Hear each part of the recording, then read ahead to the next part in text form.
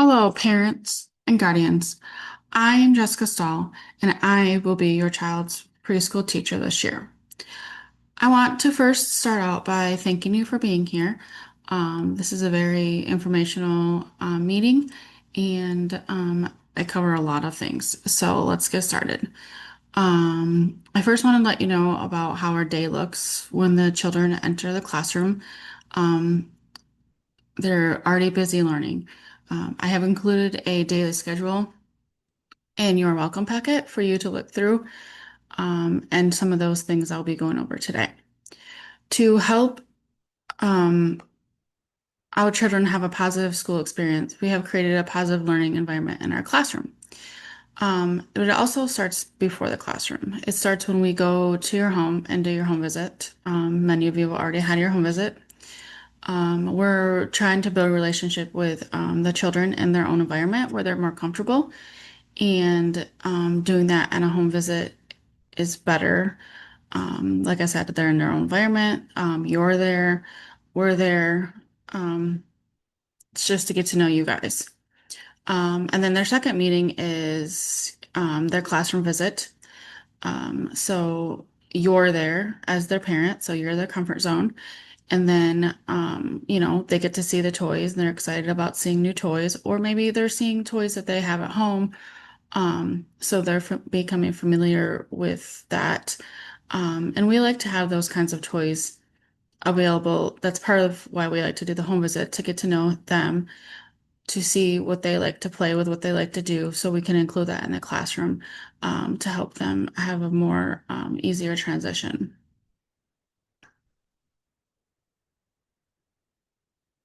Another thing we like to do on the home visit is we like to take pictures of the child and the family, so that that's also something familiar to them, so that they're not feeling more scared than they already are. They have a picture of their family. The picture we took of them is at their house. And then a lot of times they'll tell each other about the picture, um, and where it's at in their house or what they were doing or something like that. Along with that, we have, just like many schools, we have classroom rules slash expectations, and we use consequences as a learning experience. We do not practice timeout. We teach the children the rules, and then we reteach different things that need to happen. Um, for example, it's important for the preschoolers to use their words to solve problems. Um, and they're still learning how to do that, and that's fine. Many times preschoolers like hit, yell, take toys from each other because they've been home with you, maybe not had another sibling their age to play with, or disagree with. So it's our job as teachers to teach them to share. Our teachers are trained in a de-escalation problem solving, which is basically walking them through the process of solving the problem. For example, if Johnny took the toy from Molly, um, then we go back and say, what happened? And Molly will say, well, Johnny took my toy. And I'm like, okay, Johnny, did you take the toy? Yes, but I was playing with it. So Molly, was he playing with it? Yes, he was playing with it. So, like working with them, like, oh, hey, Molly, maybe you could ask Johnny to give it to you when he's done, or maybe we can set a timer, like, hey, in 5 minutes, can Molly have it, Johnny? Or like offering different choices, like, oh, that toy's not available. Look, but look what is available on the shelf. We also want children to be safe at school. That is another rule, sex expectation. This can be done in many ways. We practice like using walking feet in the school, and we can run it outside in the gym. Another way to be safe is to use our words during conflict. Not hitting or pushing or wrestling or those kinds of things. Um, and then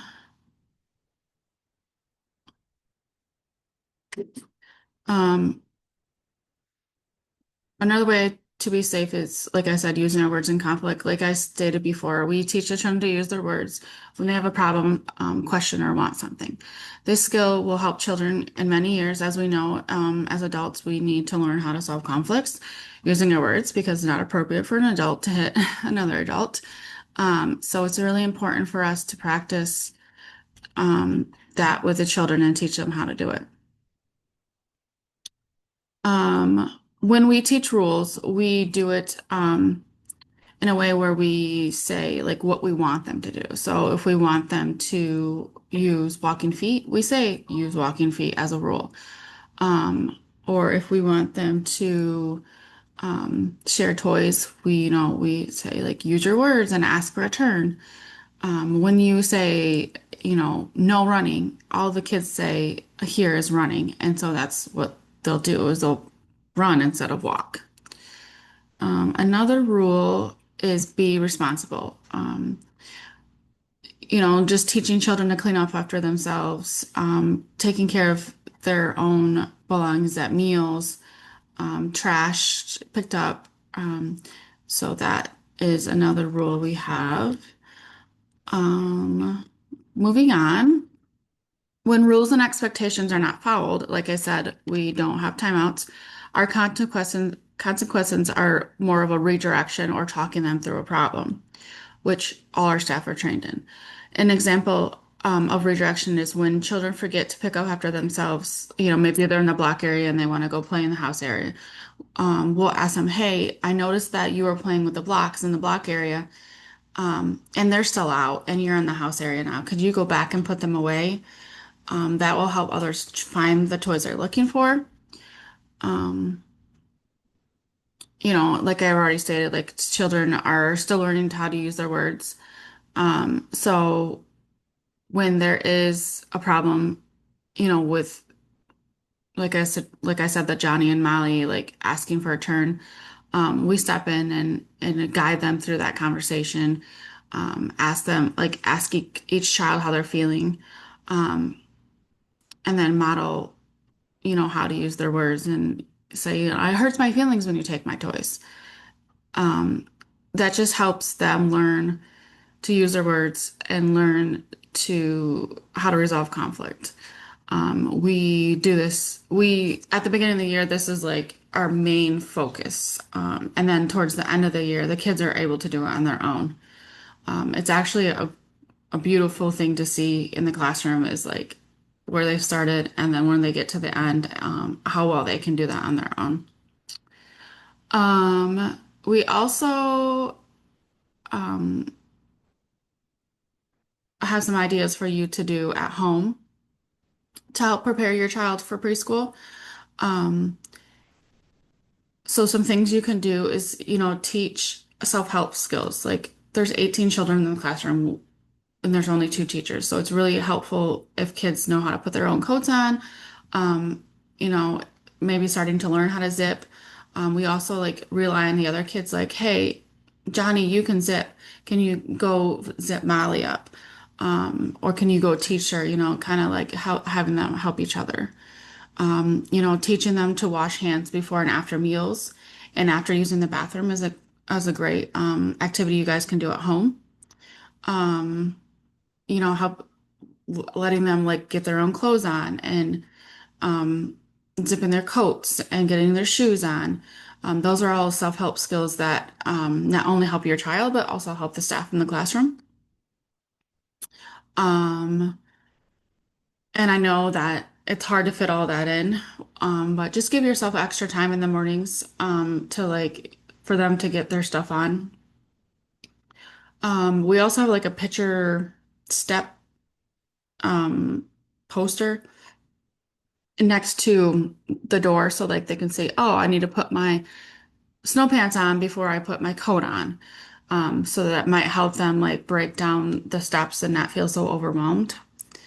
Um, like I mentioned, we ask the children to clean up after themselves. So doing that at home, like after a meal, taking care of their dishes, after they're done playing, putting away their toys. Those are just some simple things you guys can do at home, that will teach your children to be responsible and independent and help us in the classroom as well. Besides, social emotional and self-help skills, we do a lot of academics. Um, we teach pre-reading skills. I know you're thinking your child is only 3 or 4 and they're learning to read. Yes, we start with learning letters and sounds in school. And at home, it's easy to just incorporate it in your everyday routine. You're making dinner and you say, "Hey, Johnny, can you get me the macaroni?" And he'll say, "I don't know what macaroni is. I don't know, and you say, "It's in a box, it's green, and it starts with the letter M." And says, "Mmm." So you've not only like said the sound, you've given them a reference that it was, macaroni's in a box, and it starts with the letter M. You can also like say, "It looks like this. It has a line up, line down, line up, line down." You can write it on paper if you have extra time so they can see it and they can go in the pantry and compare it. Another way you can help with teaching pre-reading skills is reading to your child every day. It is really important for them to learn what a book is, the title, the author, the illustrator, the cover, the spine, the back, how to look at it. We're looking for the kids to know how to turn the pages, and pretend to read. So, you know, by you just reading to them teaches them, how to turn the page. You can, take your finger and run it from left to right to show them that's how words are read. Also, like pointing out letters in the book, like your name is Molly and you start with an M. Mm. Um, and look, this word right here is moon. That's the same letter as in your name. So just starting off by teaching the letters in their name and corresponding it with different things around the house will help them learn the letters. Not only do we teach reading skills, we also teach math skills. We work on like counting, number recognition, shapes, and a lot more. Some things you can do at home is like, I wonder how many cars you have, or how many crackers you have left to eat, or let's count how many steps it takes to get from the kitchen to the bathroom. So just counting in their routine will help them learn to count correctly. Counting steps as you go up the stairs. Um, Counting like, oh, okay, we're gonna count to 5 and then we're gonna switch pencils or something. Um, so that's a lot of stuff. It sounds overwhelming, but we have experience teaching this, and my staff and I have been together for a while, so we have a good routine and know how to teach this and have fun. That's our goal, is to have fun with your child and help them learn. We've covered a lot today. I also want you to know that like I have an open door policy. Feel free to come in, volunteer, observe your child. But I also, as you heard, like there's a lot going on. It starts the minute they come into the classroom. So if you need to have a conversation with me, um, about like something that happened, or if you have a question that might take more than a couple minutes, I ask you just to make an appointment. Just because I am, when the children are there, I'm focused on the children and I'm focused on teaching them all the things that we are required to teach them. So I have open hours before the class starts like 8 to 8:30. I also have time after class, 3:30 to 4:30. If any of those times don't work for you, we can always schedule it during the day or whenever. Just give me a heads up so I can have a sub come in so that the children are still being taken care of. I also like to have confidential conversations, not wanting other parents to overhear, or if there's something sensitive that you need to talk to me about your child. Um, Sometimes having them listen to the conversation can impact their social emotional abilities. So kind of if you need, time without the child there, it's really good to just make an appointment. Um, I've shared a lot of information with you today. As you can see, preschools is a busy place filled with learning and interacting and fun. Like I already said, we love volunteers. Just let us know. There's a number of things that you can help with, whether it's reading to the children, playing with the children, helping with like sorting paperwork. Um, but there's always a calendar next to the door on the parent board where you can just sign up for the day and just pop in the time that you're available to be there. And it's also good for you to see like how we're interacting, how we're teaching the children. So I always encourage volunteering. You can always, call, email, like I said, make an appointment with me. I will be here after this. So if you have any questions or need to talk to me about something, I am available. Thank you for coming today and thank you for sharing your child with me for the year.